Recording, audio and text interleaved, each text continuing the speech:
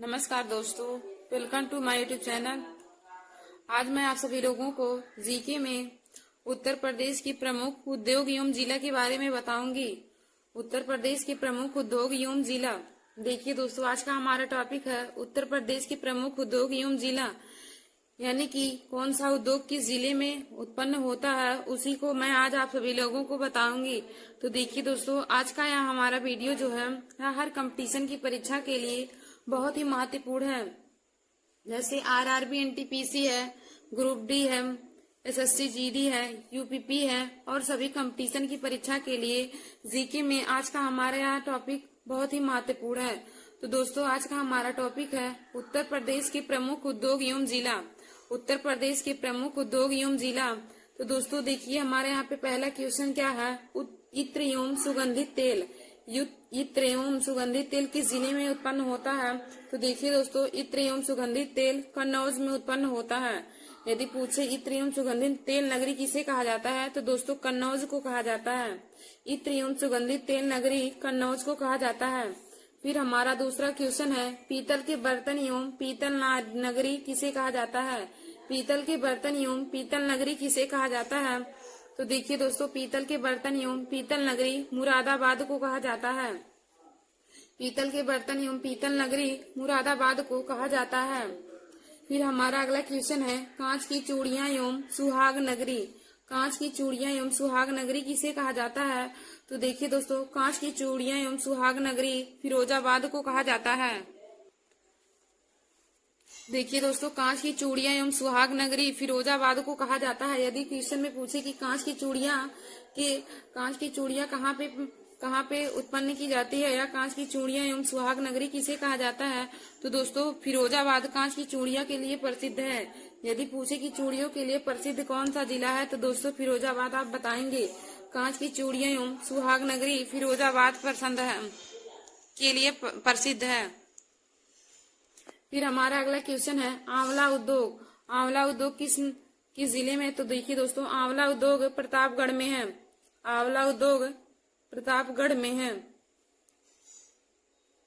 फिर हमारा अगला क्वेश्चन है, वस्त्र पेंट वर्निश एवं साबुन उद्योग। वस्त्र पेंट वार्निश एवं साबुन उद्योग। तो देखिए दोस्तों, वस्त्र पेंट वार्निश एवं साबुन उद्योग कानपुर में है। वस्त्र पेंट वार्निश एवं साबुन उद्योग कानपुर नगर में है। तो देखिए दोस्तों, वस्त्र पेंट वार्निश एवं साबुन उद्योग कानपुर को कहा जाता है। फिर हमारा अगला क्वेश्चन है, सिगरेट निर्माण। तो देखिए दोस्तों, सिगरेट निर्माण सहारनपुर में है। सिगरेट निर्माण सहारनपुर जिला में किया जाता है। सिगरेट का निर्माण सहारनपुर जिला में किया जाता है। फिर हमारा अगला क्वेश्चन है, बिंदी उद्योग। तो देखिए दोस्तों, बिंदी उद्योग बलिया जिला में किया जाता है। बिंदी उद्योग बलिया जिला में किया जाता है। फिर हमारा अगला है, विद्युत ट्रांसफार्मर उद्योग। विद्युत ट्रांसफार्मर उद्योग किस जिले में किया जाता है? तो दोस्तों, विद्युत ट्रांसफार्मर उद्योग झांसी जिला में किया जाता है। विद्युत ट्रांसफार्मर उद्योग झांसी जिला में किया जाता है। फिर हमारा अगला क्वेश्चन है, माचिस यानी कि दिया सलाई, बांस, वेत एवं काजल जिसको सुरमा भी कहते हैं, काजल एवं सुरमा नगरी किसे कहा जाता है? तो देखिए दोस्तों, माचिस, बांस, वेत एवं काजल नगरी बरेली को कहा जाता है। बरेली की बर्फी भी बहुत प्रसिद्ध है। बरेली की बर्फी बहुत प्रसिद्ध है। जैसे देखिए दोस्तों, कांच की चूड़ियां के लिए फिरोजाबाद प्रसिद्ध है, उसी प्रकार बरेली की बर्फी भी बहुत प्रसिद्ध है। और आगरा का पेठा मशहूर है। तो हमसे यदि क्वेश्चन में पूछे कि माचिस यानी कि दिया सलाई, बांस, वेत एवं काजल नगरी किसे कहा जाता है, तो दोस्तों बरेली को कहा जाता है। फिर हमारा अगला क्वेश्चन है, मिट्टी के खिलौने। मिट्टी के खिलौने। तो देखिए दोस्तों, मिट्टी के खिलौने आगरा के प्रसिद्ध हैं। आगरा के मिट्टी के खिलौने प्रसिद्ध हैं। और दोस्तों, आगरा का पेठा भी बहुत ही प्रसिद्ध है। आगरा का पेठा बहुत प्रसिद्ध है। और बनारस का पान प्रसिद्ध है। बरेली की बर्फी प्रसिद्ध है। और फिरोजाबाद की कांच की चूड़ियां बहुत ही प्रसिद्ध है। यह सभी नगरी इन्हीं सभी वस्तुओं के लिए जानी जाती है। जैसे देखिए दोस्तों, आगरा पेठा के लिए मशहूर है, बरेली बर्फी के लिए मशहूर है, बनारस पान के लिए मशहूर है और कांच की चूड़ियां के लिए फिरोजाबाद मशहूर है। फिर हमारा अगला क्वेश्चन है, कालीन का शहर यानी कि कारपेट सिटी किसे कहा जाता है? कालीन का शहर यानी कारपेट सिटी किसे कहा जाता है? तो दोस्तों, भदोही को कारपेट सिटी कहते हैं। भदोही को कारपेट सिटी कहते हैं।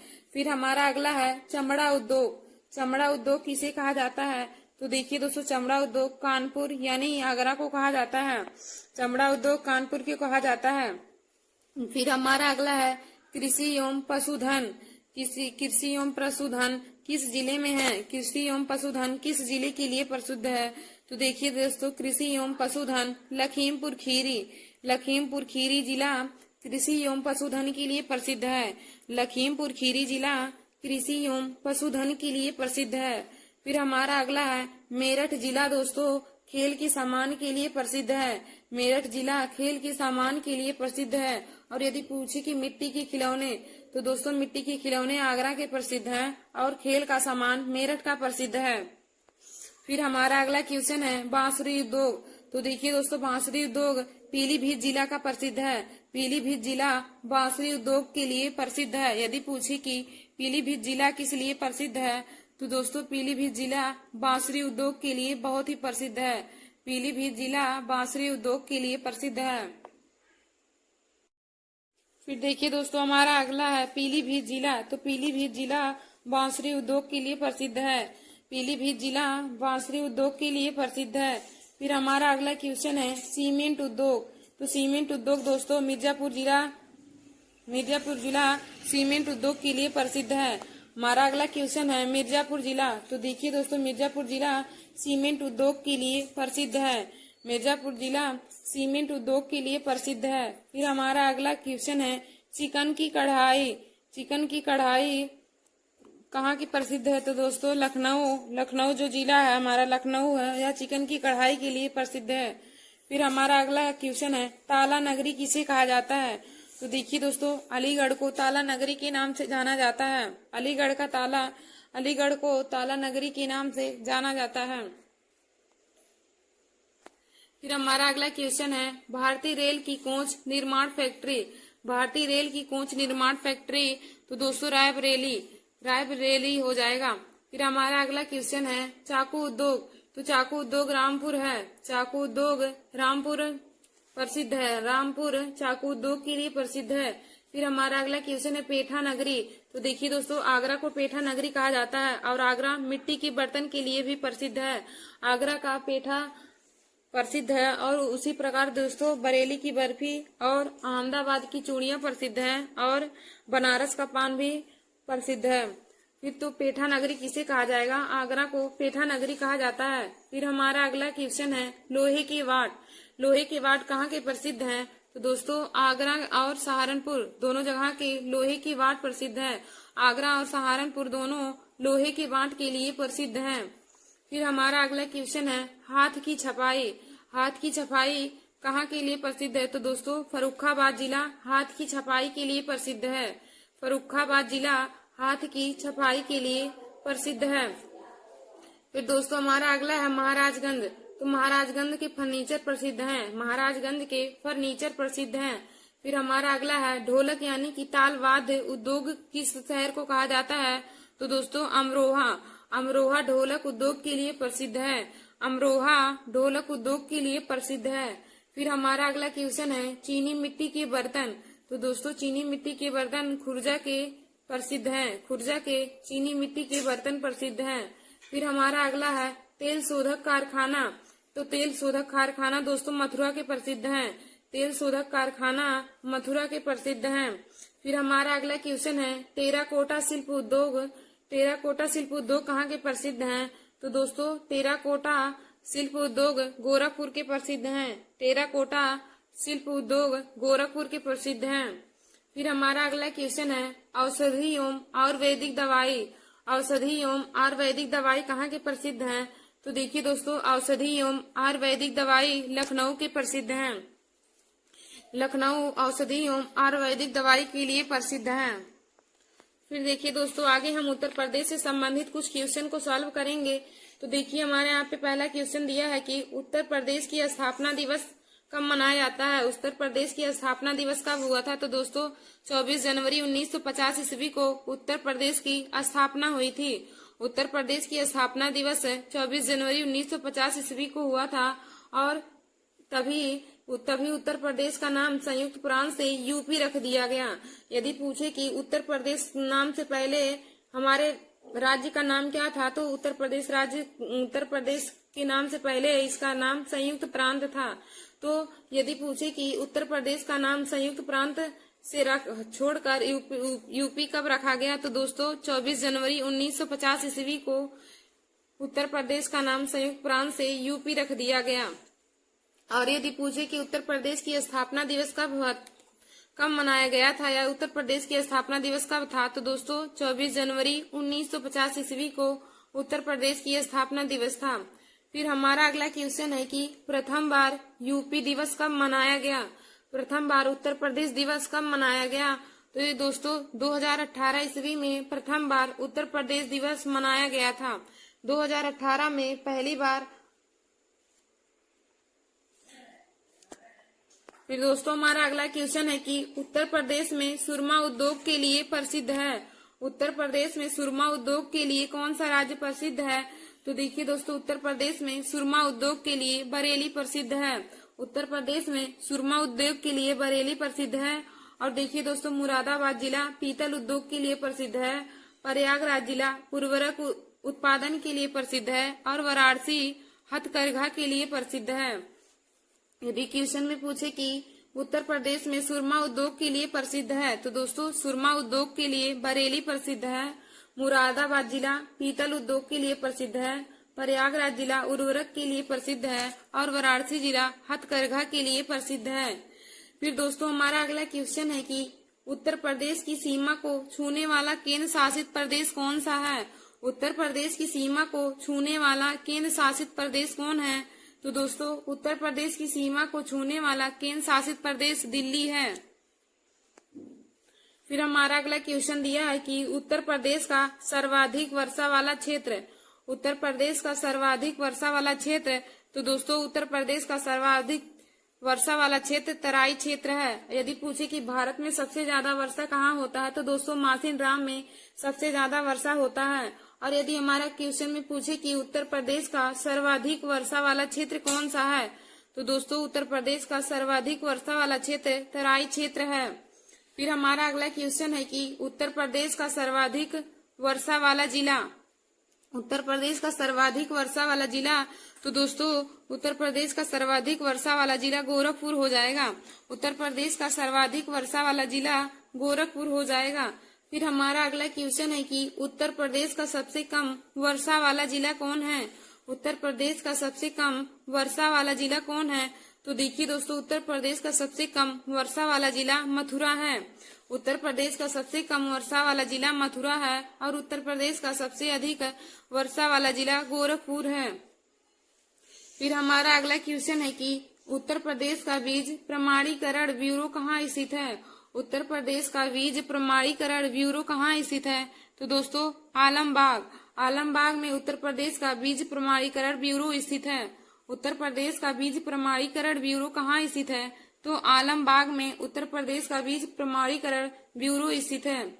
फिर हमारा अगला क्वेश्चन है कि किस दलहन फसल का क्षेत्रफल उत्तर प्रदेश में सर्वाधिक है, किस दलहन फसल का क्षेत्रफल उत्तर प्रदेश में सर्वाधिक है, तो देखिए दोस्तों मूंग का क्षेत्रफल सबसे अधिक है उत्तर प्रदेश में मूंग का।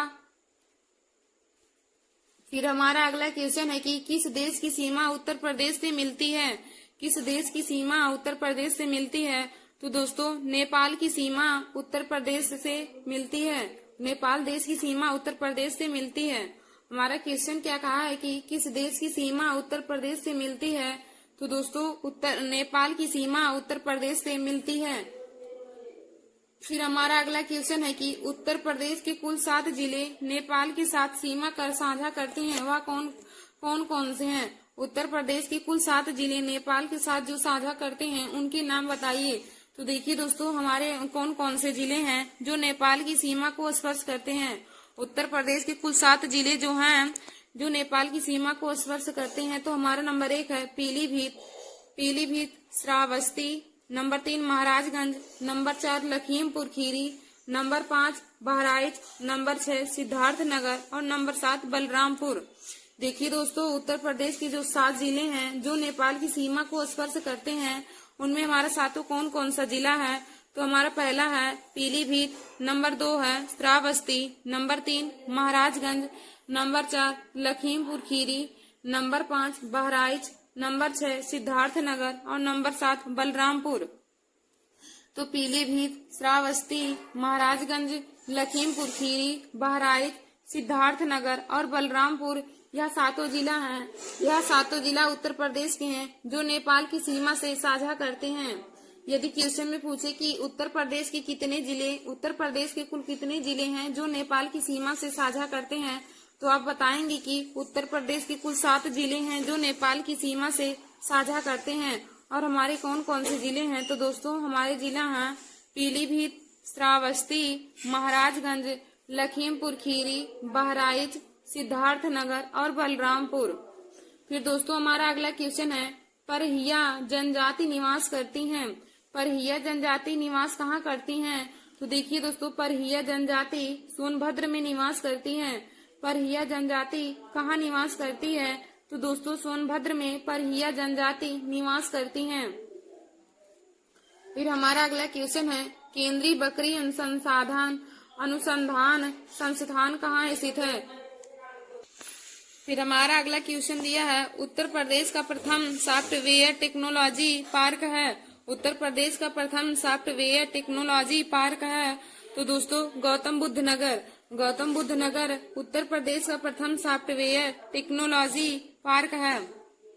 फिर हमारा अगला क्वेश्चन है उत्तर प्रदेश में नींबू प्रधानता कहाँ उगाया जाता है? उत्तर प्रदेश में नींबू प्रधानता कहाँ उगाया जाता है? तो देखिए दोस्तों उत्तर प्रदेश में नींबू सहारनपुर व मेरठ में उगाया जाता है।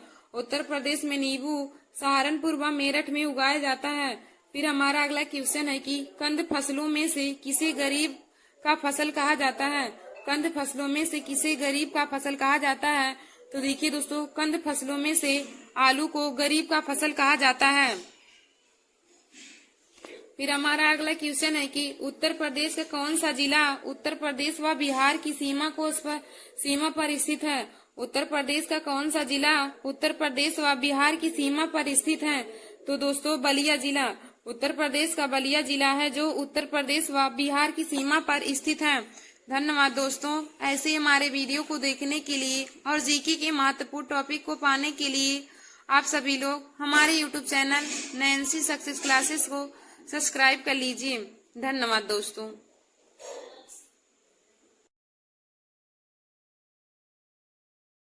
नमस्कार दोस्तों, welcome to my YouTube channel.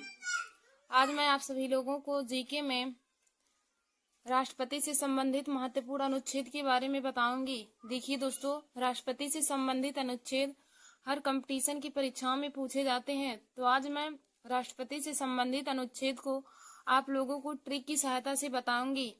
देखिए दोस्तों, आज का हमारा यह टॉपिक है group D, RRB, NTPC, SSC, UPP और सभी कंपटीशन की परीक्षाओं के लिए बहुत ही महत्वपूर्ण है। देखिए दोस्तों, ये पॉलिटी में राष्ट्रपति से संबंधित महत्वपूर्ण अनुच्छेद हर बार ही पूछे जाते हैं। और देखिए दोस्तों, राष्ट्रपति को हम क्या कहते हैं? तो राष्ट्रपति भारत का प्रथम नागरिक होता है। यदि क्वेश्चन में पूछे कि भारत का प्रथम नागरिक किसे कहा जाता है, तो आप बताएंगे कि भारत का प्रथम नागरिक राष्ट्रपति को ही कहा जाता है। और देखिए दोस्तों, तीनों सेनाओं का कमांडर भी राष्ट्रपति को कहा जाता है। तो हम आज आप लोगों को राष्ट्रपति से संबंधित अनुच्छेद को ट्रिक की सहायता से बताएंगे। तो देखिए दोस्तों, हमारा ट्रिक क्या है? पकानी कोका द्वयोदशम। राष्ट्रपति से संबंधित अनुच्छेद है पकानी कोका द्वयोदशम। तो दोस्तों इसका ट्रिक हो जाएगा पकानी कोका द्वयोदशम। और देखिए दोस्तों, पकानी कोका द्वयोदशम में हमारा आर्टिकल 52 से लेकर आर्टिकल 61 तक है, यानी कि राष्ट्रपति के बारे में वर्णन, राष्ट्रपति के पद से लेकर उसकी शपथ, योग्यताएं, कार्यकाल और महाभियोग सभी हमारा आर्टिकल 52 से लेकर आर्टिकल 61 तक दिए गए हैं। तो दोस्तों, राष्ट्रपति से संबंधित अनुच्छेद का ट्रिक है पकानी कोका द्वयोदशम। अब देखिए दोस्तों, पकानी में पास ही हो जाएगा राष्ट्रपति का पद। राष्ट्रपति के पद के बारे में उल्लेख आर्टिकल 52 में दिया है। अब फिर का से हो जाएगा कार्यपालिका का प्रधान। राष्ट्रपति कार्यपालिका का प्रधान, यह आर्टिकल 53 में दिया गया है। फिर उसके बाद देखिए दोस्तों, नी से हो जाएगा निर्वाचन, यानी कि राष्ट्रपति का निर्वाचन आर्टिकल 54 में दिया गया है। अब फिर देखिए दोस्तों, कोका में को से हो जाएगा कोटा यानी कि रीति। तो राष्ट्रपति की कोटा के बारे में आर्टिकल 55 में दिया है। फिर का से हो जाएगा कार्यकाल। तो राष्ट्रपति का कार्यकाल आर्टिकल 56 में दिया गया है। फिर अब देखिए दोस्तों, दुइयों में दा से हो जाएगा दोबारा नियुक्ति, यानी कि राष्ट्रपति की दोबारा नियुक्ति आर्टिकल 57 में दिया गया है। राष्ट्रपति की दोबारा नियुक्ति आर्टिकल 57 में दिया गया है। फिर दुइयों में यो से हो जाएगा योग्यताएं। राष्ट्रपति की योग्यताएं के बारे में वर्णन आर्टिकल 58 में दिया गया है। फिर देखिए दोस्तों, 10 में दा से हो जाएगा राष्ट्रपति के पद के लिए शर्तें। राष्ट्रपति के पद के लिए शर्तें, तो राष्ट्रपति के पद के लिए शर्तें आर्टिकल 59 में दिया गया है। अब 10 में सा से हो जाएगा शपथ। राष्ट्रपति को शपथ देखिए दोस्तों आर्टिकल 60 में दिलाया जाता है। राष्ट्रपति को शपथ है आर्टिकल 60 में दिलाया जाता है। फिर मां से हो जाएगा महाभियोग। मां से हो जाएगा महाभियोग। और दोस्तों देखिए, महाभियोग के बारे में वर्णन आर्टिकल 61 में दिया गया है।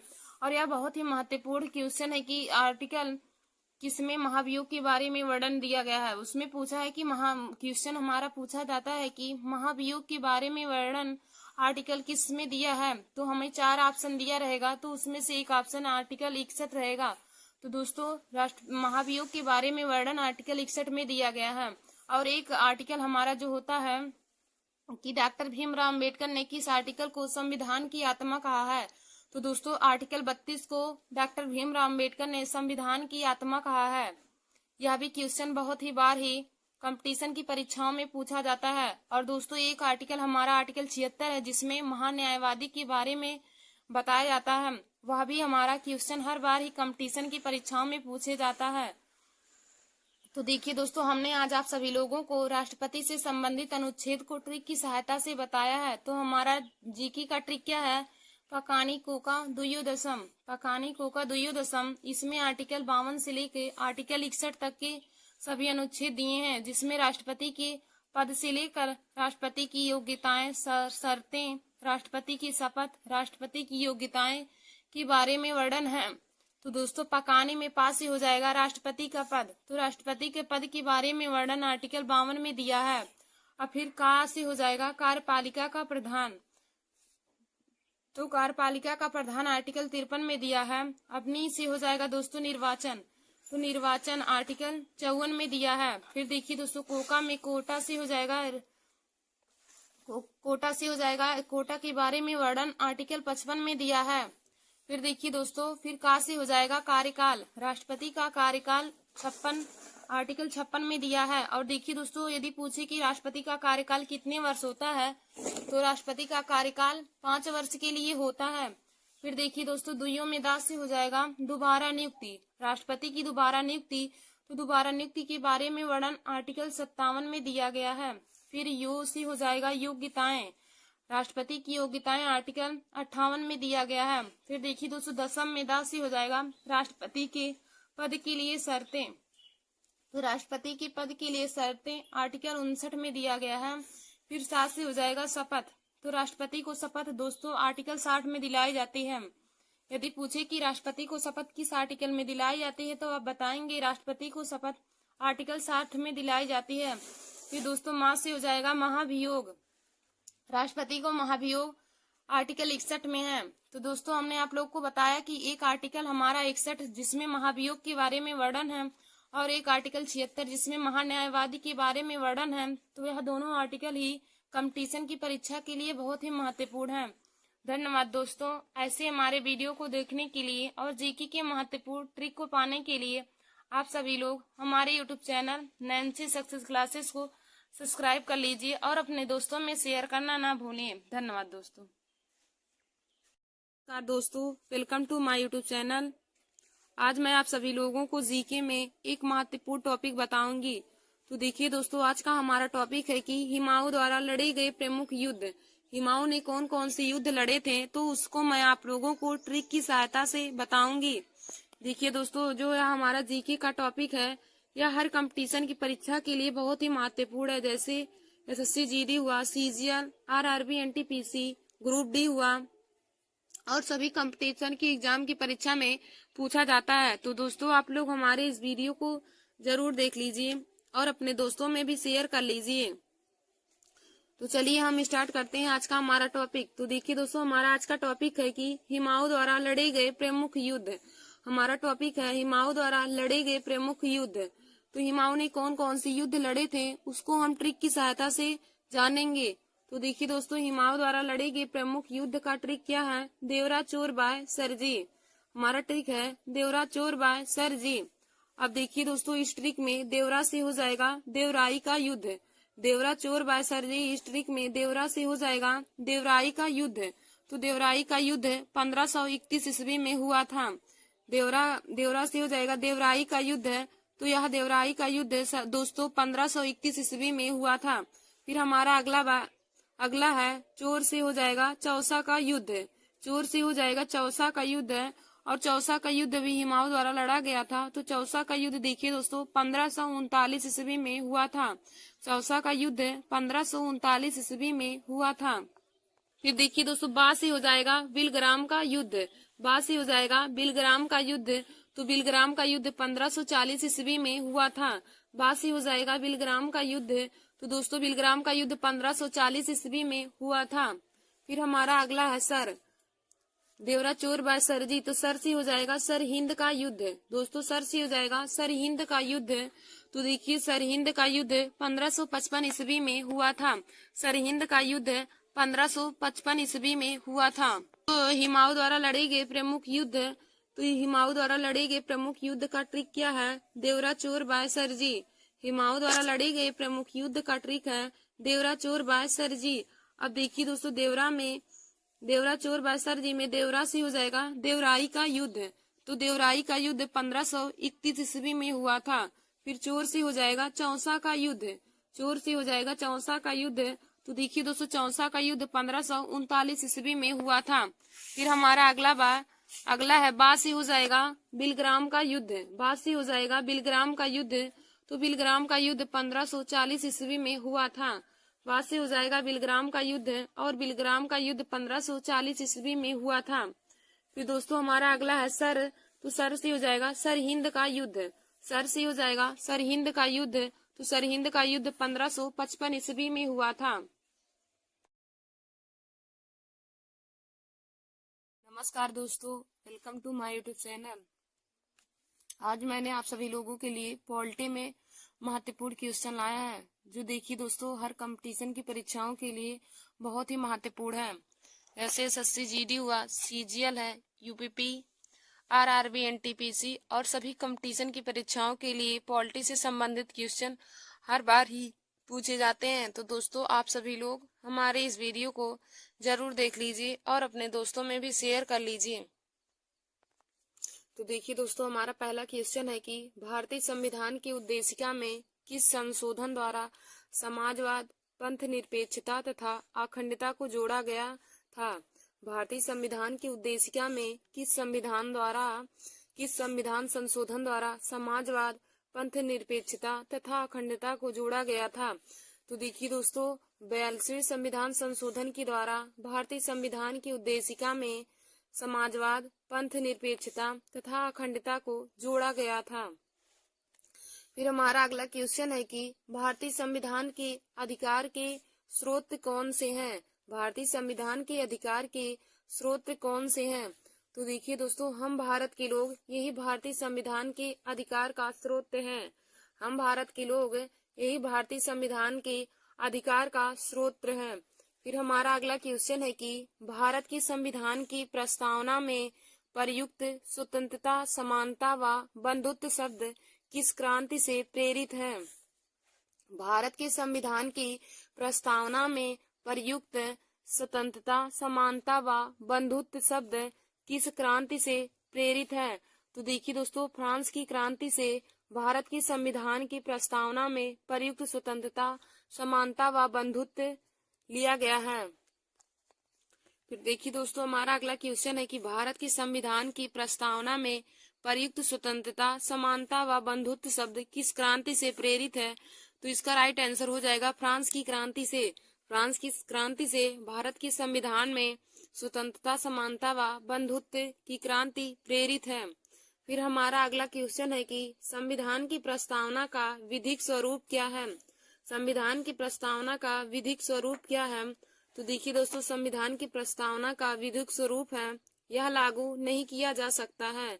यह लागू नहीं किया जा सकता है, यह संविधान की प्रस्तावना का विधिक स्वरूप है।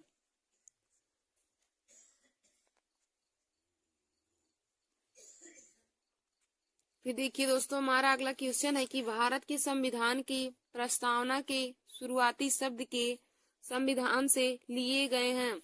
भारत के संविधान की प्रस्तावना के शुरुआती शब्द किस देश के संविधान से लिए गए हैं। तो देखिए दोस्तों, भारत के संविधान के शुरुआती शब्द कौन से हैं। तो शुरुआती शब्द हैं हम भारत के लोग, और हम भारत के लोग यह शब्द संयुक्त राज्य अमेरिका देश के संविधान से लिया गया है। हम भारत के लोग शब्दों का प्रयोग संयुक्त राज्य अमेरिका के देश से लिया गया है। फिर दोस्तों, हमारा अगला क्वेश्चन है कि संविधान की प्रस्तावना में अंतिम बार संशोधन कब किया गया। संविधान की प्रस्तावना में अंतिम बार संशोधन कब हुआ था। तो देखिए दोस्तों, संविधान की प्रस्तावना में अंतिम बार संशोधन 1976 ईस्वी में हुआ था। संविधान की प्रस्तावना में अंतिम बार संशोधन 1976 ईस्वी में हुआ था। और यदि पूछे कि प्रथम संविधान संशोधन कब हुआ था, तो दोस्तों प्रथम संविधान संशोधन 1951 ईस्वी में हुआ था। फिर हमारा अगला क्वेश्चन है कि भारत के संविधान की प्रस्तावना में कितने प्रकार के न्याय, स्वतंत्रता, समानता व अखंडता है। भारत की संविधान की प्रस्तावना में कितने प्रकार के न्याय, स्वतंत्रता, समानता व अखंडता है। तो देखिए दोस्तों, भारत के संविधान में 3 प्रकार के न्याय, 5 प्रकार की स्वतंत्रता, 2 प्रकार की समानता और 1 प्रकार की अखंडता है। भारत के संविधान में 3 प्रकार के न्याय हैं, 5 प्रकार की स्वतंत्रता है, 2 प्रकार की समानता है और 1 प्रकार की अखंडता है। फिर दोस्तों, हमारा अगला क्वेश्चन है कि संविधान की प्रस्तावना में भारत को क्या कहा गया है। संविधान की प्रस्तावना में भारत को क्या कहा गया है। तो देखिए दोस्तों, संविधान की प्रस्तावना में भारत को सर्वसत्ताधारी, समाजवादी, धर्मनिरपेक्ष, लोकतांत्रिक, गणराज्य कहा गया है। भारत की संविधान की प्रस्तावना में भारत को सर्वसत्ताधारी, समाजवादी, धर्मनिरपेक्ष, लोकतांत्रिक और गणराज्य कहा गया है। देखिए दोस्तों, संविधान की प्रस्तावना में भारत को सर्वसत्ताधारी, समाजवादी, धर्मनिरपेक्ष, लोकतांत्रिक तथा गणराज्य कहा गया है। फिर हमारा अगला क्वेश्चन है कि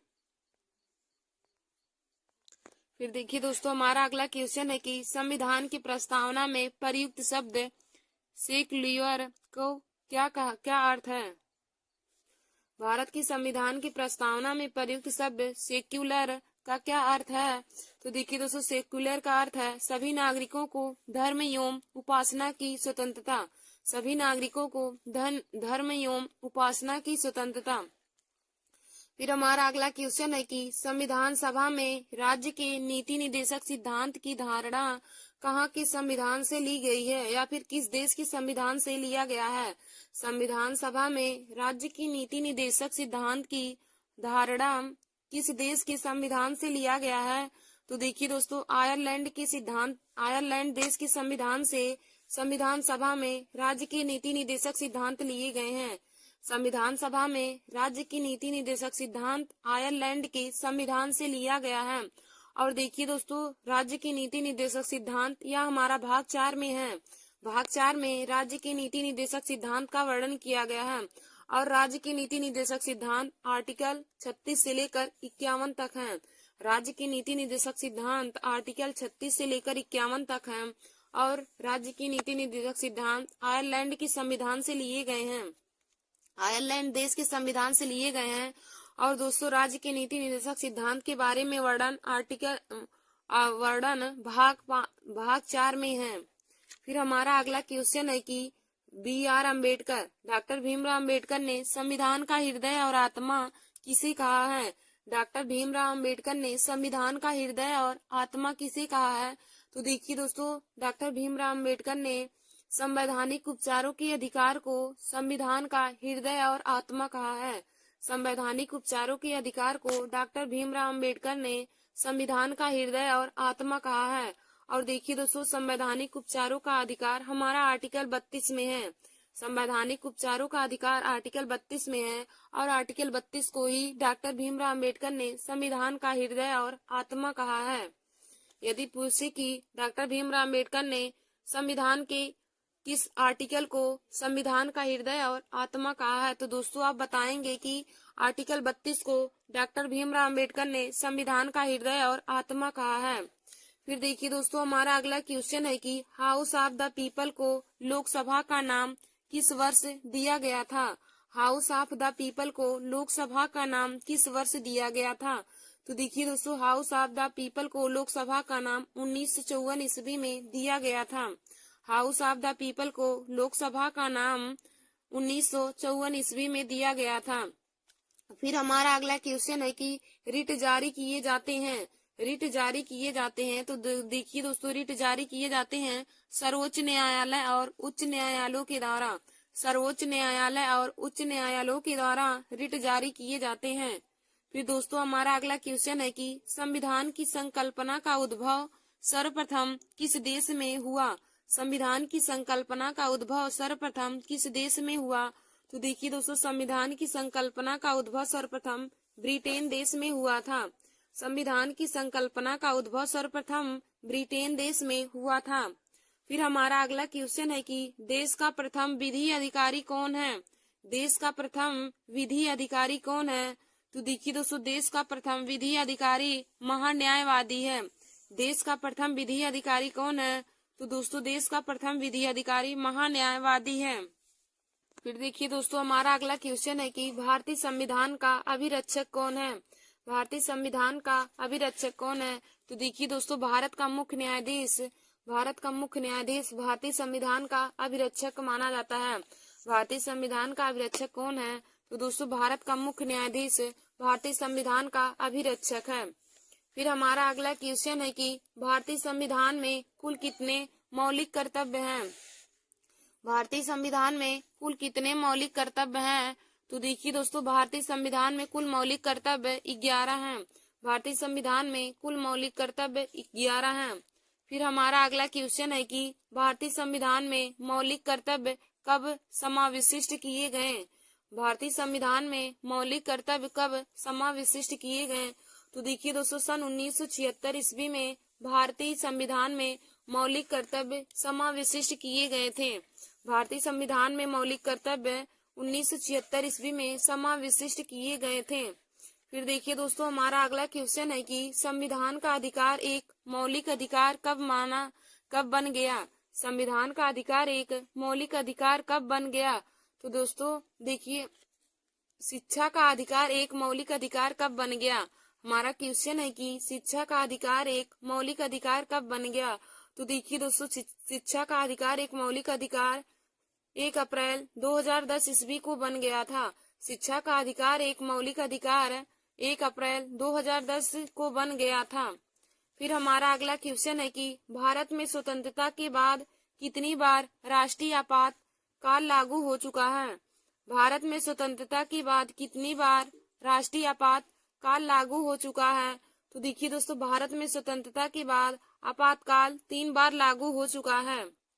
भारत में स्वतंत्रता के बाद राष्ट्रीय आपातकाल 3 बार लागू हो चुका है।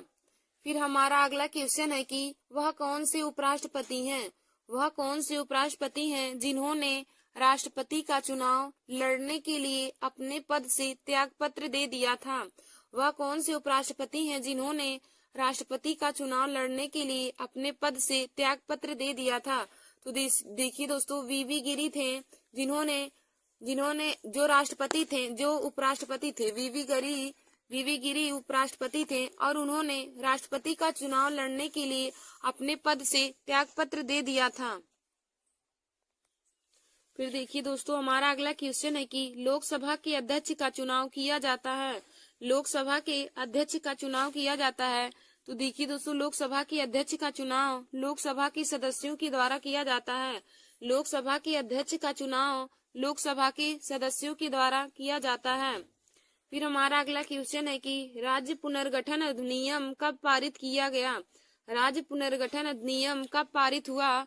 तो देखिए दोस्तों, राज्य पुनर्गठन अधिनियम 31 अगस्त 1956 ईस्वी को पारित हुआ था। राज्य पुनर्गठन अधिनियम 31 अगस्त 1931 ईस्वी में 1956 ईस्वी में पारित हुआ था। फिर हमारा अगला क्वेश्चन है कि संसद की संयुक्त बैठक की अध्यक्षता कौन करता है। संसद की संयुक्त बैठक की अध्यक्षता कौन करता है। तो देखिए दोस्तों, संसद की संयुक्त बैठक की अध्यक्षता लोकसभा अध्यक्ष करते हैं। संसद की संयुक्त बैठक की अध्यक्षता लोकसभा अध्यक्ष करते हैं। फिर हमारा अगला क्वेश्चन है कि स्वतंत्रता के बाद संविधान सभा का प्रथम अध्यक्ष कौन है।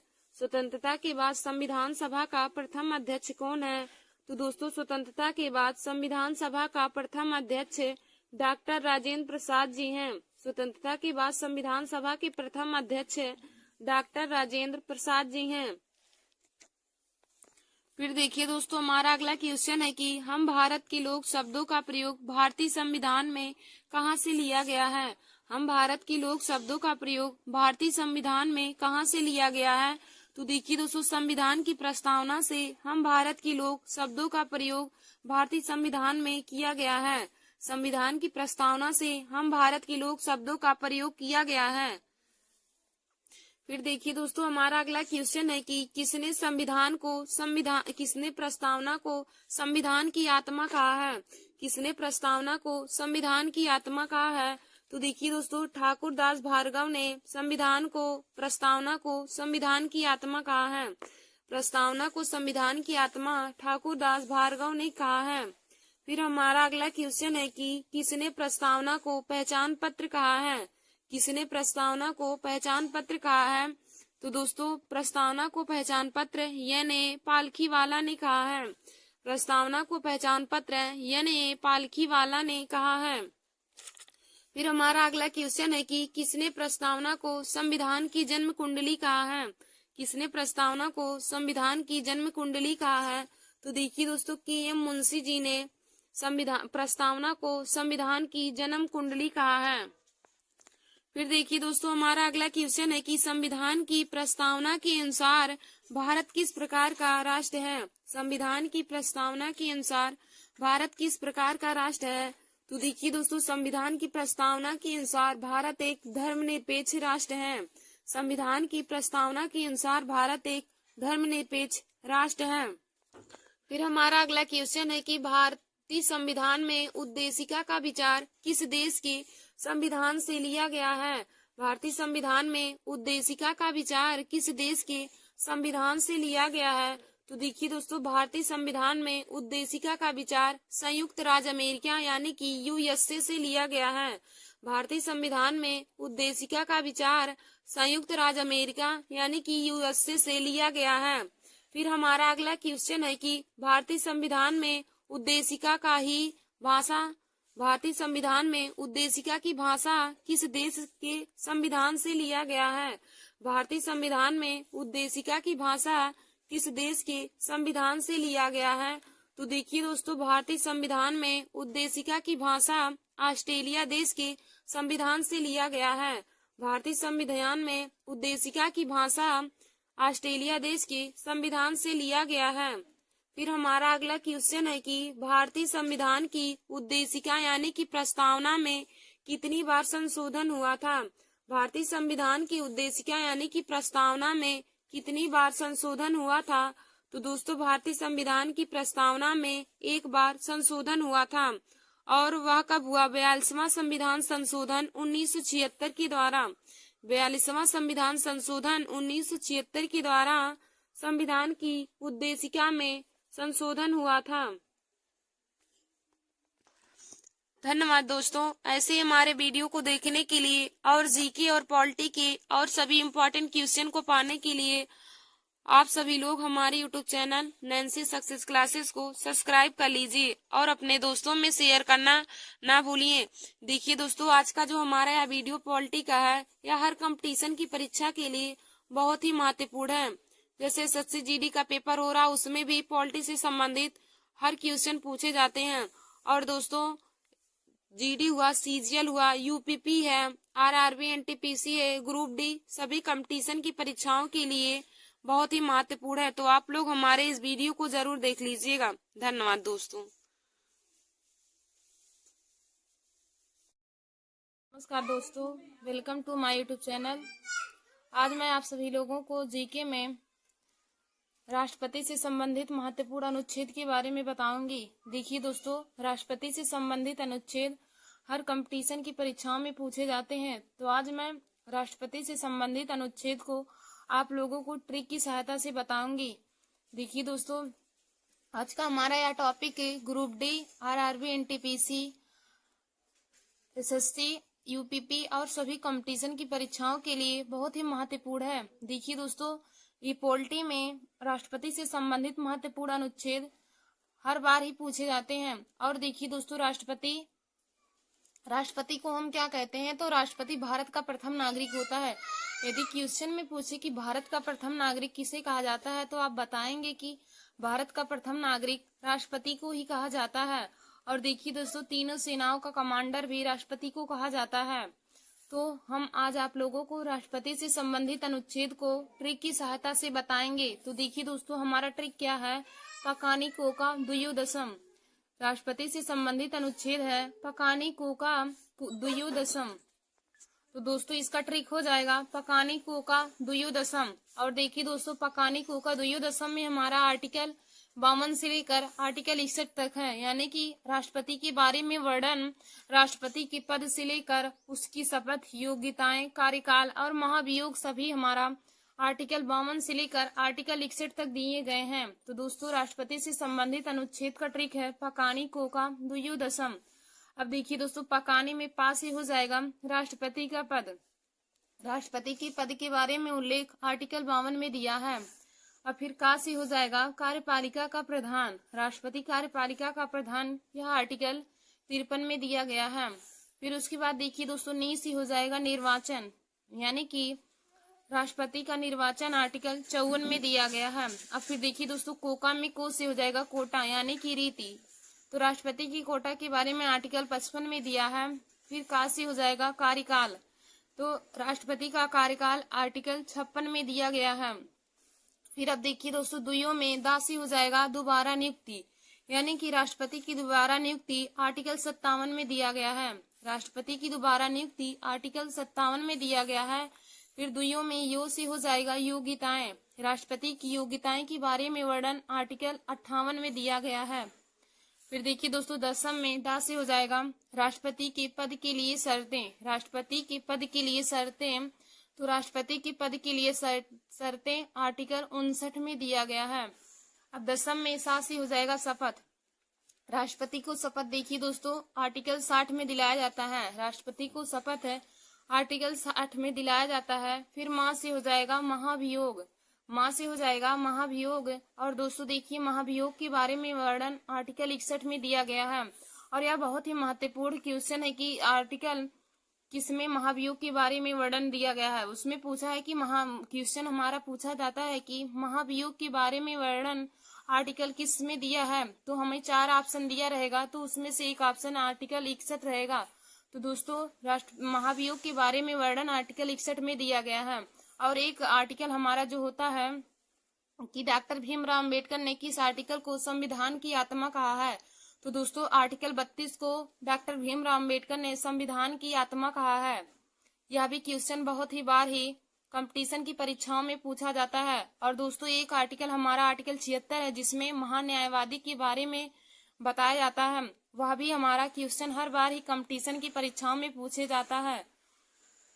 तो देखिए दोस्तों, हमने आज आप सभी लोगों को राष्ट्रपति से संबंधित अनुच्छेद को ट्रिक की सहायता से बताया है। तो हमारा जीके का ट्रिक क्या है?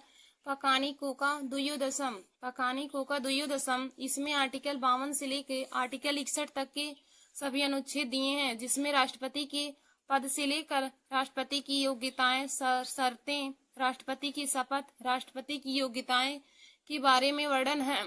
तो दोस्तों, पकाने में पास से हो जाएगा राष्ट्रपति का पद। तो राष्ट्रपति के पद के बारे में वर्णन आर्टिकल 52 में दिया है। और फिर का से हो जाएगा कार्यपालिका का प्रधान। तो कार्यपालिका का प्रधान आर्टिकल 53 में दिया है। अपनी से हो जाएगा दोस्तों निर्वाचन। तो निर्वाचन आर्टिकल 54 में दिया है। फिर देखिए दोस्तों, कोका में कोटा से हो जाएगा कोटा से हो जाएगा, कोटा के बारे में वर्णन आर्टिकल 55 में दिया है। फिर देखिए दोस्तों, फिर का से हो जाएगा कार्यकाल, राष्ट्रपति का कार्यकाल 56 आर्टिकल 56 में दिया है। और देखिए दोस्तों, यदि पूछे कि राष्ट्रपति का कार्यकाल कितने वर्ष होता है, तो राष्ट्रपति का कार्यकाल 5 वर्ष के लिए होता है। फिर देखिए दोस्तों, दुइयों में दास से हो जाएगा दोबारा नियुक्ति, राष्ट्रपति की दोबारा नियुक्ति, तो दोबारा नियुक्ति के बारे में वर्णन आर्टिकल 57 में दिया गया है।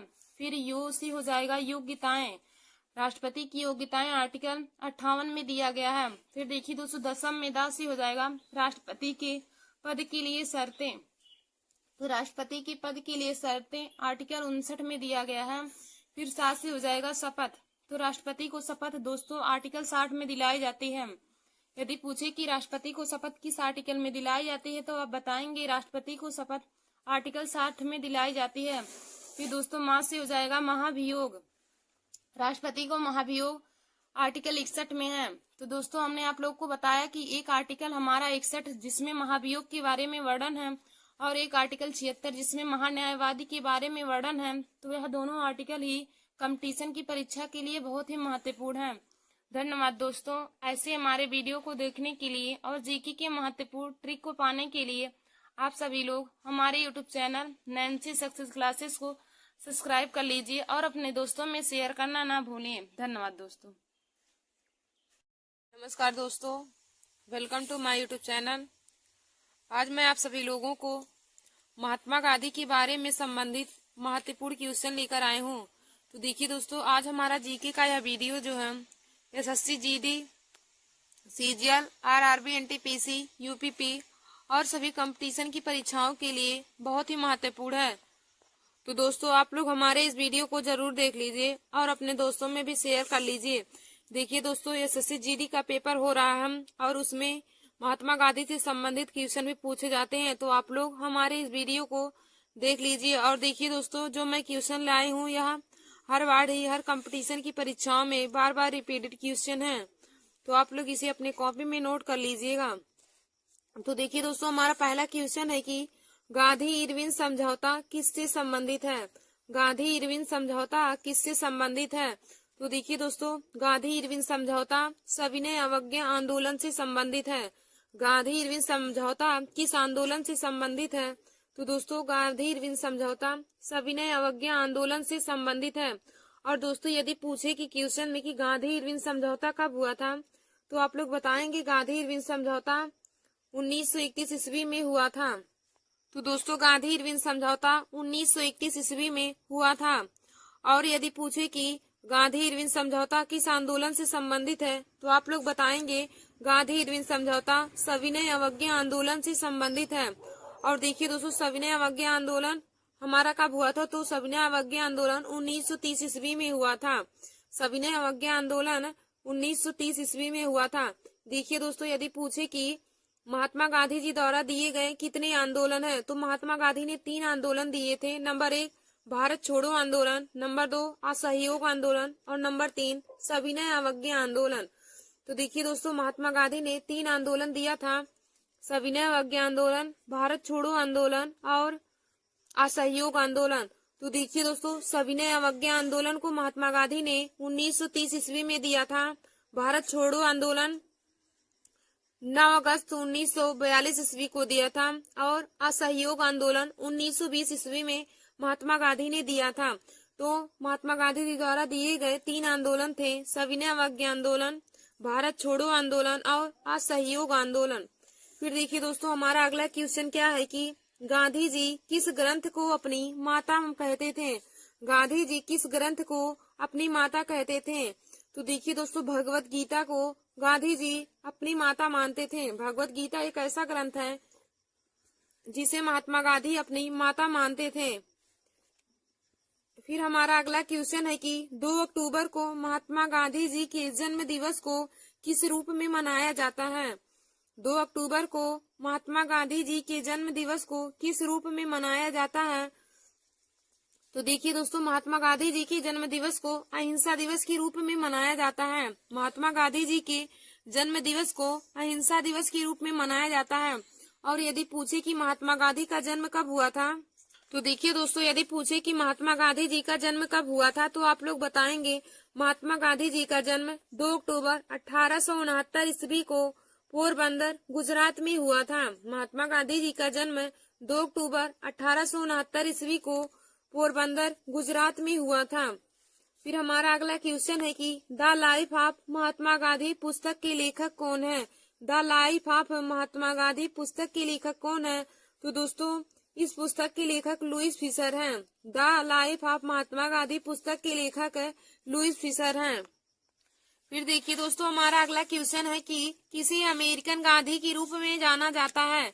अमेरिकन गांधी के रूप में किसे जाना जाता है, यह किस व्यक्ति को अमेरिकन गांधी के नाम से जाना जाता है। तो देखिए दोस्तों, मार्टिन लूथर किंग को अमेरिकन गांधी के रूप में जाना जाता है। मार्टिन लूथर किंग को अमेरिकन गांधी के रूप में जाना जाता है। फिर हमारा अगला क्वेश्चन है कि महात्मा गांधी किस गोलमेज सम्मेलन में भाग लेने के लिए लंदन गए थे। महात्मा गांधी किस गोलमेज सम्मेलन में भाग लेने के लिए लंदन गए थे। तो देखिए दोस्तों, महात्मा गांधी द्वितीय गोलमेज सम्मेलन में भाग लेने के लिए लंदन गए थे। महात्मा गांधी द्वितीय गोलमेज सम्मेलन में भाग लेने के लिए लंदन गए थे। यदि दोस्तों आपसे पूछे क्वेश्चन कि महात्मा गांधी ने किस गोलमेज सम्मेलन में भाग लिया था तो आप बताएंगे कि महात्मा गांधी द्वितीय गोलमेज सम्मेलन में भाग लिए थे। महात्मा गांधी द्वितीय गोलमेज सम्मेलन में भाग लिए थे। और दोस्तों, यदि पूछे कि द्वितीय गोलमेज सम्मेलन कब हुआ था तो द्वितीय गोलमेज सम्मेलन सन 1931 ईस्वी में हुआ था और प्रथम गोलमेज सम्मेलन 1930 ईस्वी में हुआ था। द्वितीय गोलमेज सम्मेलन 1931 ईस्वी में और तृतीय गोलमेज सम्मेलन 1932 ईस्वी में हुआ था। और दोस्तों, पूछे कि तृतीय गोलमेज सम्मेलन कब हुआ तो आप बताएंगे तृतीय गोलमेज सम्मेलन 1932 ईस्वी में हुआ था।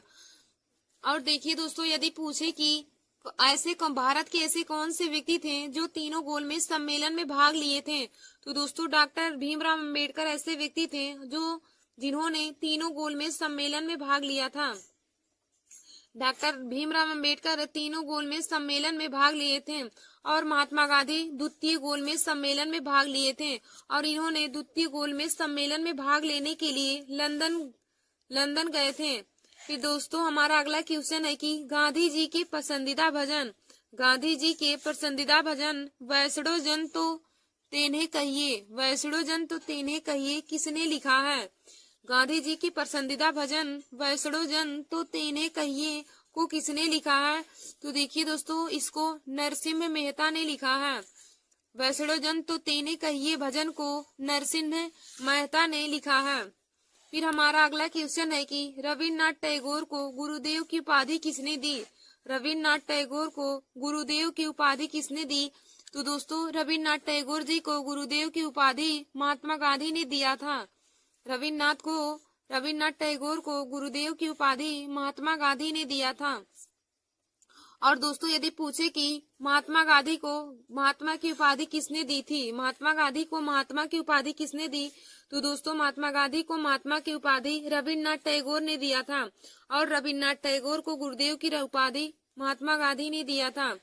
देखिए दोस्तों, यदि हमें से क्वेश्चन पूछे कि भारत के प्रथम पुरुष कौन थे जिन्होंने नोबेल पुरस्कार प्राप्त किया, भारत के प्रथम नोबेल पुरस्कार प्राप्त करने वाले प्रथम व्यक्ति कौन थे, तो आप बताएंगे कि रविन्द्रनाथ टैगोर भारत के प्रथम नोबेल पुरस्कार प्राप्त करने वाले प्रथम भारतीय व्यक्ति थे। रविन्द्रनाथ टैगोर प्रथम नोबेल पुरस्कार प्राप्त करने वाले पुरुष थे। और यदि दोस्तों पूछे कि भारत की प्रथम महिला जिन्होंने नोबेल पुरस्कार प्राप्त किया, तो भारत की प्रथम महिला जिन्होंने नोबेल पुरस्कार प्राप्त किया वह मदर टेरेसा थी। और यदि पूछे कि भारत की प्रथम महिला जिन्होंने प्रथम भारत रत्न प्राप्त किया, तो दोस्तों भारत की प्रथम महिला जिन्होंने भारत रत्न प्राप्त किया उनका नाम श्रीमती इंदिरा गांधी है। श्रीमती इंदिरा गांधी जो भारत में सबसे पहले भारत रत्न को प्राप्त करने वाली महिला थी। और यदि पूछे कि नोबेल पुरस्कार प्राप्त करने वाली भारत की प्रथम महिला कौन थी, तो आप बताएंगे मदर टेरेसा भारत की प्रथम महिला थी जो नोबेल पुरस्कार प्राप्त की थी। फिर देखिए दोस्तों, हमारा अगला क्वेश्चन दिया है कि गांधी ने किसे पोस्ट डेटेड चेक कहा है। गांधी जी ने किसे पोस्ट डेटेड चेक कहा है, तो देखिए दोस्तों, क्रिप्स प्रस्ताव को महात्मा गांधी ने पोस्ट डेटेड चेक कहा है। फिर हमारा अगला क्वेश्चन है कि करो या मरो नारा का संबंध किस आंदोलन से है। करो या मरो नारा का आंदोलन करो या मरो नारे का संबंध किस आंदोलन से है। तो देखिए दोस्तों, करो या मरो नारे का संबंध भारत छोड़ो आंदोलन से है। करो या मरो नारे का संबंध भारत छोड़ो आंदोलन से है। और देखिए दोस्तों, यदि पूछे कि करो या मरो का नारा किसने दिया था, तो आप बताएंगे करो या मरो का नारा महात्मा गांधी ने दिया था। करो या मरो का नारा महात्मा गांधी ने दिया था। और करो या मरो नारा का संबंध किस आंदोलन से है। तो दोस्तों, करो या मरो नारे का संबंध भारत छोड़ो आंदोलन से है। फिर हमारा अगला क्वेश्चन है कि महात्मा गांधी जी का जन्म दिवस अंतर्राष्ट्रीय स्तर पर किस रूप में मनाया जाता है। महात्मा गांधी जी का जन्म दिवस अंतर्राष्ट्रीय स्तर पर किस रूप में मनाया जाता है। तो देखिए दोस्तों, महात्मा गांधी जी का जन्म दिवस अंतर्राष्ट्रीय स्तर पर अहिंसा दिवस के रूप में मनाया जाता है। 2 अक्टूबर को गांधी जी की जयंती को अंतर्राष्ट्रीय स्तर पर अहिंसा दिवस के रूप में मनाया जाता है। फिर दोस्तों, हमारा अगला क्वेश्चन है कि गांधी जी खादी को किसका प्रतीक मानते थे। गांधी जी खादी को किसका प्रतीक मानते थे। तो देखिए दोस्तों, गांधी जी खादी को आर्थिक स्वतंत्रता का प्रतीक मानते थे। महात्मा गांधी खादी को आर्थिक स्वतंत्रता का प्रतीक मानते थे। फिर हमारा अगला क्वेश्चन है कि गांधी ने किस कानून को काला कानून कहा है। गांधी जी किस कानून को काला कानून कहते थे, या उन्होंने किस कानून को काला कानून कहा है। तो देखिए दोस्तों, रोलेट एक्ट को महात्मा गांधी ने काला कानून कहा है। फिर देखिए दोस्तों, हमारा अगला क्वेश्चन है कि सत्याग्रह शब्द का प्रयोग सबसे पहले कौन किया था। सत्याग्रह शब्द का प्रयोग सर्वप्रथम कौन किया था। तो दोस्तों, महात्मा गांधी ने सर्वप्रथम सत्याग्रह का प्रयोग किया था। सत्याग्रह शब्द का प्रयोग सर्वप्रथम महात्मा गांधी ने किया था। फिर हमारा अगला क्वेश्चन है कि कांग्रेस ने भारत छोड़ो आंदोलन का प्रस्ताव कब किया था। कांग्रेस ने भारत छोड़ो आंदोलन का प्रस्ताव कब किया। तो दोस्तों, 1942 ईस्वी में कांग्रेस ने भारत छोड़ो आंदोलन का प्रस्ताव किया। फिर हमारा अगला क्वेश्चन है कि किस आंदोलन में महात्मा गांधी ने भूख हड़ताल के रूप में पहली बार प्रयोग किया था। किस आंदोलन में महात्मा गांधी ने भूख हड़ताल को किस रूप में पहली बार प्रयोग किया था। भूख हड़ताल को किस रूप में प्रयोग किया था पहली बार। तो दोस्तों, उन्होंने भूख हड़ताल सर्वप्रथम 1918 ईस्वी को अहमदाबाद मिल मजदूर की हड़ताल में उन्होंने भूख हड़ताल पर काम किया। फिर हमारा अगला क्वेश्चन है कि जलियांवाला बाग में गोली चलाने का आदेश किसने दिया था। जलियांवाला बाग में गोली चलाने का आदेश किसने दिया। तो देखिए दोस्तों, जनरल डायर ने जलियांवाला बाग में गोली चलाने का आदेश दिया था। और दोस्तों, यदि पूछे कि जलियांवाला बाग हत्याकांड कब हुआ था, तो आप बताएंगे जलियांवाला बाग हत्याकांड 13 अप्रैल 1919 ईस्वी को अमृतसर में हुआ था। हमारा अगला क्वेश्चन क्या है कि यदि पूछे कि जलियांवाला बाग में गोली चलाने का आदेश किसने दिया था। तो दोस्तों, जनरल डायर ने जलियांवाला बाग में गोली चलाने का आदेश दिया। और यदि पूछे आपसे क्वेश्चन कि जलियांवाला बाग हत्याकांड कब हुआ, तो आप बताएंगे जलियांवाला बाग हत्याकांड 13 अप्रैल 1919 ईस्वी को अमृतसर में हुआ था। फिर दोस्तों, हमारा अगला क्वेश्चन है भारत और पाकिस्तान का विभाजन किस योजना के अंतर्गत हुआ था। भारत और पाकिस्तान का विभाजन किस योजना के अंतर्गत हुआ। तो देखिए दोस्तों, माउंटबेटन योजना के अनुसार माउंटबेटन योजना के अंतर्गत भारत और पाकिस्तान का विभाजन हुआ था। माउंटबेटन योजना के अंतर्गत भारत और पाकिस्तान का विभाजन हुआ था। फिर हमारा अगला क्वेश्चन है कि जलियांवाला बाग हत्याकांड के समय वायसराय कौन था। जलियांवाला बाग हत्याकांड के समय वायसराय कौन था। तो देखिए दोस्तों, Lord James Ford Jallianwala Bagh हत्याकांड के समय वायसराय थे। Lord James Ford Jallianwala Bagh हत्याकांड के समय वायसराय थे। फिर हमारा अगला क्वेश्चन है कि साइमन कमीशन भारत में कब वापस आया। साइमन कमीशन भारत में कब आया? तो देखिए दोस्तों, साइमन कमीशन भारत में सन 1928 ईस्वी को आया था। साइमन कमीशन भारत में सन 1928 ईस्वी में आया था। फिर हमारा अगला क्वेश्चन है कि स्वराज पार्टी की स्थापना कब हुई। स्वराज पार्टी की स्थापना कब हुई? तो देखिए दोस्तों, सन 1923 ईस्वी को स्वराज पार्टी की स्थापना हुई थी। 1923 ईस्वी को स्वराज पार्टी की स्थापना हुई थी। फिर हमारा आगे क्वेश्चन है कि गांधी जी ने अपने दो फेफड़ों के रूप में किसका वर्णन किया है। गांधी जी ने अपने दो फेफड़ों के रूप में किसका वर्णन किया है? तो देखिए दोस्तों, अहिंसा व सत्य को। अहिंसा व सत्य का प्रयोग उन्होंने अपने दो फेफड़ों के रूप में किया है। अहिंसा और सत्य को उन्होंने अपने फेफड़ों के रूप में प्रयोग किया है। फिर हमारा अगला क्वेश्चन है कि गांधी जी के साथ नमक सत्याग्रह का नेतृत्व किसने किया। गांधी जी के साथ नमक सत्याग्रह का नेतृत्व किसने किया? तो दोस्तों, सरोजिनी नायडू ने किया था। महात्मा गांधी जी के साथ नमक सत्याग्रह का नेतृत्व सरोजिनी नायडू ने किया था। नमस्कार दोस्तों, welcome to my YouTube channel. आज मैं आप सभी लोगों को जीके में महत्वपूर्ण क्रांतियां बताऊंगी। देखिए दोस्तों, आज का हमारा टॉपिक है विभिन्न महत्वपूर्ण कृषि क्रांतियां। आज मैं कृषि से संबंधित आप लोगों को महत्वपूर्ण क्रांतियों के बारे में बताऊंगी, जो देखिए दोस्तों हर कंपटीशन की परीक्षाओं के लिए बहुत ही महत्वपूर्ण है।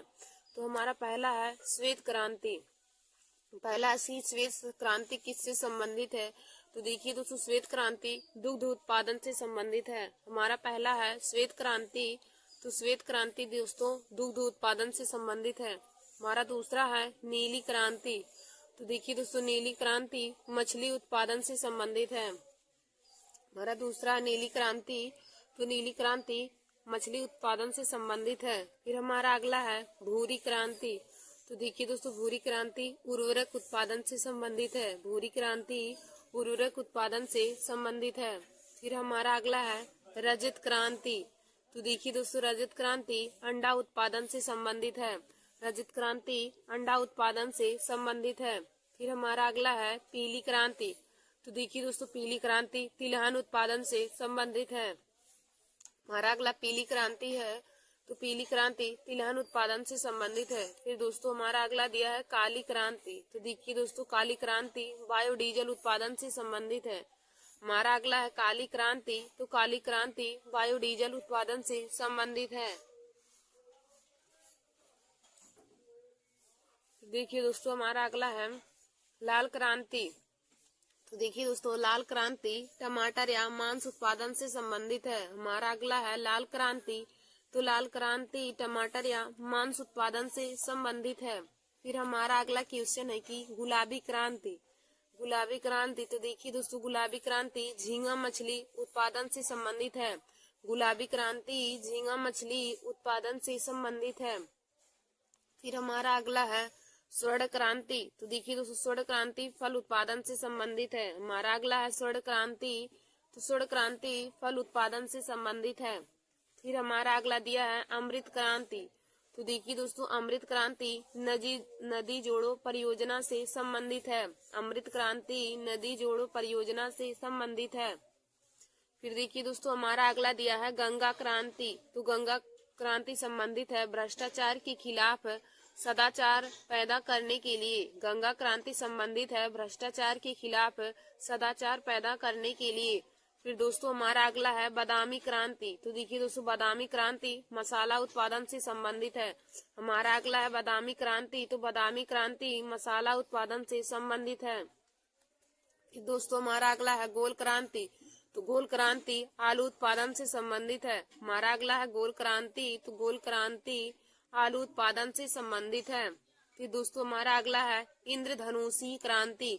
तो इंद्रधनुषी क्रांति सभी क्रांतियों पर निगरानी रखने हेतु इंद्रधनुषी क्रांति का उपयोग किया जाता है। इंद्रधनुषी क्रांति है सभी क्रांतियों पर निगरानी रखने हेतु हम इंद्रधनुषी क्रांति का अध्ययन करते हैं। तो देखिए दोस्तों, हमने आप लोगों को विभिन्न क्रांतियों महत्वपूर्ण कृषि क्रांतियों के बारे में बताया। तो हमारा पहला है श्वेत क्रांति। तो श्वेत क्रांति में हम दुग्ध उत्पादन के बारे में अध्ययन करते हैं। श्वेत क्रांति दुग्ध उत्पादन है। फिर हमारा अगला है नीली क्रांति। तो दोस्तों नीली क्रांति मछली उत्पादन से संबंधित है। यदि कंपटीशन की परीक्षा में पूछे कि नीली क्रांति किससे संबंधित है तो आप बताएंगे नीली क्रांति मछली उत्पादन से संबंधित है। श्वेत क्रांति दुग्ध उत्पादन से संबंधित है। फिर हमारा अगला है भूरी क्रांति। तो देखिए दोस्तों भूरी क्रांति उर्वरक उत्पादन से संबंधित है। फिर हमारा अगला है रजत क्रांति। तो दोस्तों रजत क्रांति अंडा उत्पादन से संबंधित है। हमारा अगला है रजत क्रांति। तो रजत क्रांति अंडा उत्पादन से संबंधित है। दोस्तों हमारा अगला है पीली क्रांति। तो देखिए दोस्तों पीली क्रांति तिलहन उत्पादन से संबंधित है। हमारा अगला है पीली क्रांति। तो पीली क्रांति तिलहन उत्पादन से संबंधित है। फिर हमारा अगला है काली क्रांति। तो दोस्तों काली क्रांति बायोडीजल उत्पादन से संबंधित है। काली क्रांति बायोडीजल उत्पादन से संबंधित है। फिर हमारा आगे दिया है लाल क्रांति। तो देखिए दोस्तों लाल क्रांति टमाटर या मांस उत्पादन से संबंधित है। हमारा अगला है लाल क्रांति। तो लाल क्रांति संबंधित है टमाटर या मांस उत्पादन से। फिर हमारा अगला दिया दोस्तों गुलाबी क्रांति। हमारा अगला दिया गुलाबी क्रांति। तो देखिए दोस्तों गुलाबी क्रांति झींगा मछली उत्पादन से संबंधित है। गुलाबी क्रांति झींगा मछली उत्पादन से संबंधित है। दोस्तों हमारा अगला दिया है स्वर्ण क्रांति। तो देखिए दोस्तों स्वर्ण क्रांति फल उत्पादन से संबंधित है।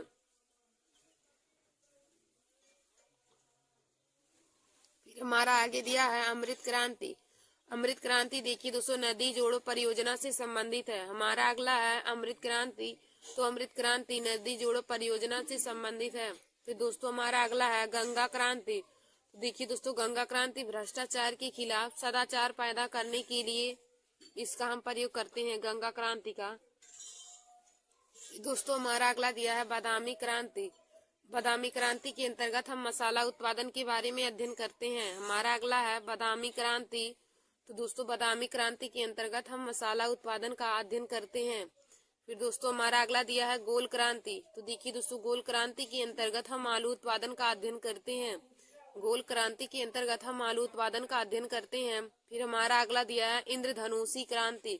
तो देखिए दोस्तों इंद्रधनुषी क्रांति के अंतर्गत हम सभी क्रांतियों पर निगरानी रखने हेतु अध्ययन करते हैं इंद्रधनुषी क्रांति के अंतर्गत।